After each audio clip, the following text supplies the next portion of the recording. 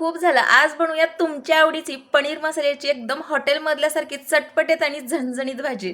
तर इथं अर्धा किलो पनीर घेतले, पनीरचे चौकोनी काप करून घेतले. त्याच्यानंतर ग्रेव्हीसाठी आपण 2 ते 3 कांदे कट करून त्याला तेलामध्ये भाजून घेतले. नंतर लसूणचे 2-3 गड्डे घेतले, काजू घेतले, तमालपत्र, त्याच्यानंतर दालचिनी, जिरे घेतलेत आणि लवंग घेतलेली आहे आणि पनीरचे तुकडे सुद्धा टाकले आणि त्याची पेस्ट केली. बाजूलाच 2 ते 3 टमाटे आपल्याला त्याची प्युरी करून घ्यायची आणि कढईमध्ये तेल टाकून पनीरचे तुकडे छान असे गुलाबी रंगापर्यंत तळून घ्यायचं आहे. त्याच्यानंतर आपण ज्या कढईमध्ये आपण पनीर तळलेलो त्याच कढईमध्ये वाटलेला मसाला टाकायचा आहे आणि मस्त गुलाबी किंवा लाल रंगापर्यंत चांगला तळून घ्यायचा आहे. टमॅटोची प्युरी टाकायची आहे. तेल सुटेपर्यंत हे सर्व मसाले आपल्याला तळून घ्यायचे. त्याच्यामध्ये 2 चमचे कांदा लसूण मसाला, 1 चमचा धणेपूड, अर्धा चमचा लाल तिखट, चवीपुरतं मीठ टाकायचं, उकळतं गरम पाणी टाकायचं आणि मस्त ग्रेव्ही आपली उकळू द्यायची आणि पनीरचे तुकडे टाकायचे.